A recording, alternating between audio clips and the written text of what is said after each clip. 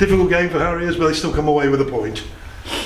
Yeah, again, you can make reference, I think, more importantly to the fact that we've got the point. You know, a lot of the players in there are probably used to them situations in times gone by that they've lost the game.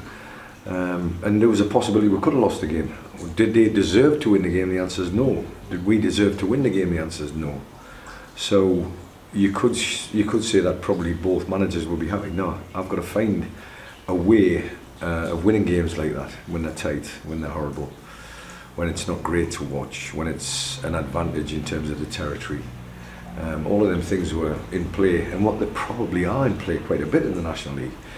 But that's life, you know, we've got to get on with life, and it's another point gained in the plight for survival, if you like.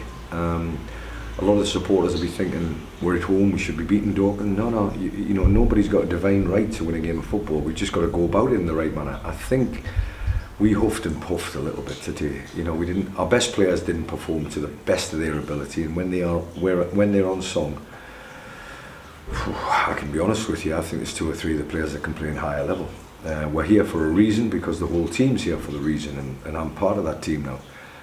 We didn't do enough to win the game, but we certainly did enough not to lose the game. You know, I'm respecting the clean sheet, I'm respecting the point, for sure.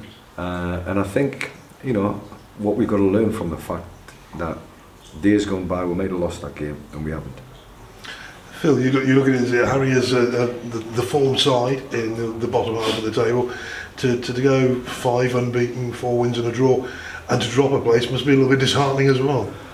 Again, I'm going back to the league table. I haven't looked at the league table apart from the day that we got off the bottom, because that for me was a moment where it's a step forward. A step forward for everybody, physiologically capable, you know, the whole psychology of the game. That's why the league tables are printed, but I haven't been back there since. I'll be delighted when we're at the bottom 4, because it's a case of performances like that. It'll be a case of when.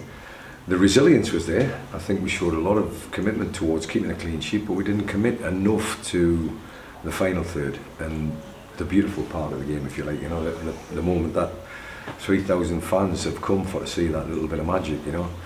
But I've said to them, you've got to have 2 or 3 strings to your bow with regards to attack-minded teams. You've got to be able to unlock the door. You've got to have players that are clever enough.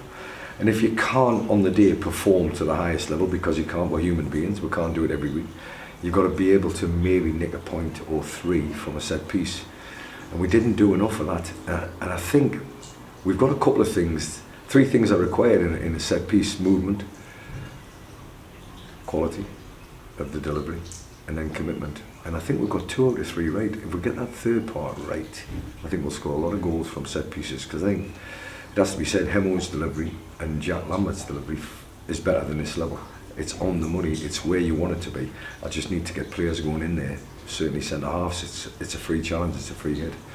And if we can commit to them set pieces, and maybe we could have come away from nicking this game by 1-0. I wouldn't have said we'd nicked it though. I would have said we deserved to win it, but I don't think we quite did enough in the final third to win it. You look ahead to Tuesday, because games come in thick and fast. Probably a different type of challenge in the form of Gateshead coming to Agborough. Be an open game. I think it'll be more open. I think they've got more quality. I think they'll actually come to try and win the game. Without being disrespectful to Dorking, I don't think Dorking came to try and win the game. If they had nicked it 1-0, he'll be delighted. He would have been delighted. But I think, you know, their manager, owner, was delighted with the point. You could see by his reaction at the end. And good luck to them. You know, they get on with it. That's not my responsibility. My responsibility is to try and win this game of football, and we didn't do enough to win it.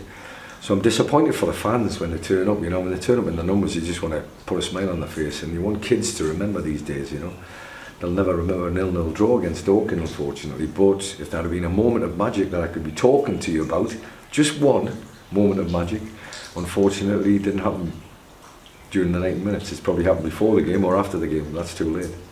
Phil, thank you very much. Just in terms of the kind of the bigger picture, if you like, if there's a bit of disappointment today, because I mean, obviously compared to the first 2 home games, the energy perhaps might feel a little bit flat at the moment. But if we're going to achieve survival, you're never going to do it in winning them all, are you? So correct. Just in terms of keeping that in perspective, really. Yeah, the whole perspective what you're mentioning, Matty, is so true. You know, it's I think the players have come a long way in a short time. You know, they've had to take on board probably 4 different kinds of instruction. If you talk about the previous incumbent and now the present incumbent, myself and Matt are talking a different language. Not just Geordie, by the way, we're just talking a different language. We're trying to play the game in a different way to a certain extent. We're trying to recreate or rebuild the belief systems of a lot of players.